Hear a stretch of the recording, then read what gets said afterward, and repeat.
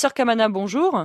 Bonjour madame. Vous êtes professeur à Goma, vous êtes également le président du Polé Institute, c'est un institut interculturel dans la région des Grands Lacs, et vous avez écrit une tribune qui a beaucoup circulé sur internet, une tribune témoignage intitulée Comment j'ai vécu la chute de Goma et les questions qu'elle nous pose en RDC maintenant.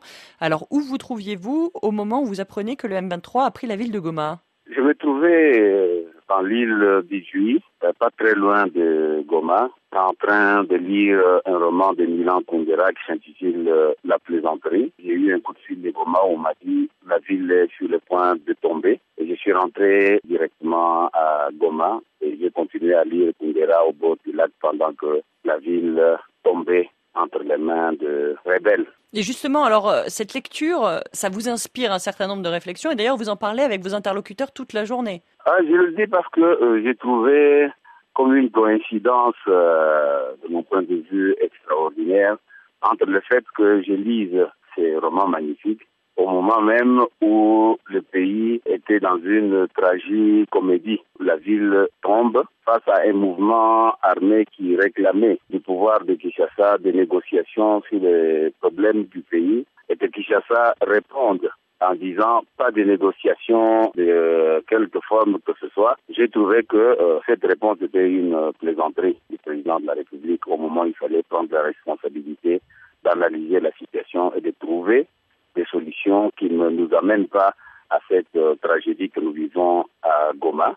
Et je trouve aussi que c'était une plaisanterie de vouloir s'acharner à trouver du côté des rebelles une solution qui soit une solution armée. Dans cette tribune, vous écrivez notamment « Nous avons perdu la bataille de la responsabilité en RDC ». Oui, nous avons perdu la bataille de la responsabilité parce que quand vous analysez la crise actuelle, vous vous rendez compte qu'il manque au niveau du gouvernement du pays un centre de responsabilité qui nous permette de discuter entre Congolais et de sortir par le haut de cette crise que nous vivons.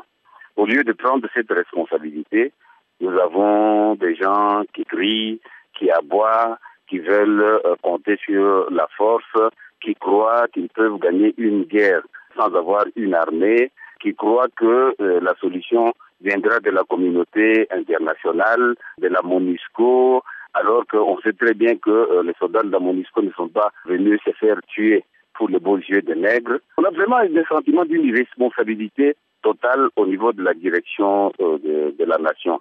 Mais en même temps, on a aussi l'impression qu'il y a une irresponsabilité de la part de l'élite intellectuelle, particulièrement à Kinshasa, où cette élite donne l'impression d'une faillite globale, faillite de l'intelligence, des valeurs pour lesquelles nous devons nous battre. On perd tout ça et on se concentre sur quoi? Sur des cris et des aboiements à l'égard du Rwanda pour ne pas voir les pathologies dont nous souffrons au Congo aujourd'hui. Et cette faillite de la responsabilité, on la voit aussi du côté de la rébellion. Recourir aux armes en situation de crise, c'est toujours le signe d'une défaite de l'intelligence et d'une défaite de la pensée. Et on voit même que, à l'échelle de tous les peuples congolais aujourd'hui, on a des réactions émotionnelles épidermiques au lieu de faire une analyse froide de la situation et de reconnaître notre imbécilité congolaise généralisée qui aujourd'hui laisse un pays formidable s'effondrer en ayant en main tous les atouts pour pouvoir sortir de cette crise. Vous parlez aussi d'une guerre de l'image que se livrent le gouvernement de Kinshasa et le M23. Oui, il y a une véritable guerre de l'image parce que le gouvernement de Kinshasa est aujourd'hui en train de croire qu'il peut, par exemple, mobiliser la communauté internationale, mobiliser les Nations Unies contre le M23 en oubliant que du point de vue vraiment de l'image, notre pays donne l'image d'une dictature du vide.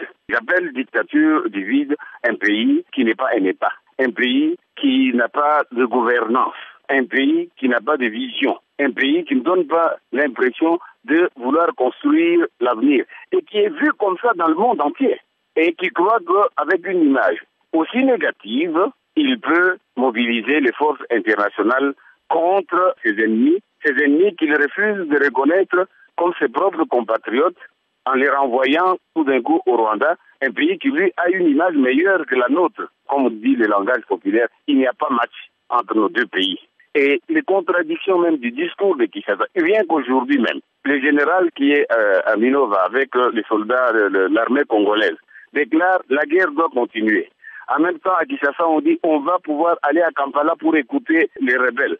On n'a pas l'impression qu'il y a un centre de réflexion qui permette de comprendre la situation et de pouvoir ouvrir des perspectives, des solutions. C'est cacophonie, c'est chaos, et avec une telle vision, personne ne nous prend au sérieux. Et c'est les ridicules qui aujourd'hui est en train de tuer les Congolais face à ce qui se passe dans cette région du Nord Kivu. Mais vous dites aussi que le M23 n'est vraiment pas sûr de gagner cette guerre de l'image. C'est pas possible de gagner cette guerre de l'image quand vous humiliez tout un peuple. Aujourd'hui, nous nous sentons humiliés, nous Congolais, par rapport à la chute de Goma.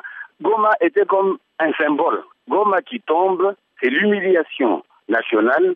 Et face à cette humiliation, nos propres compatriotes du M23 ne peuvent pas imaginer qu'ils vont gagner la bataille de l'image en humiliant leur propre pays. Si vous cassez d'abord l'imaginaire et le moral de ces pays par une défaite de la dimension de celle que nous venons de subir maintenant. Vous écrivez aussi, et c'est la chute de votre tribune, le peuple congolais va devenir un fauve.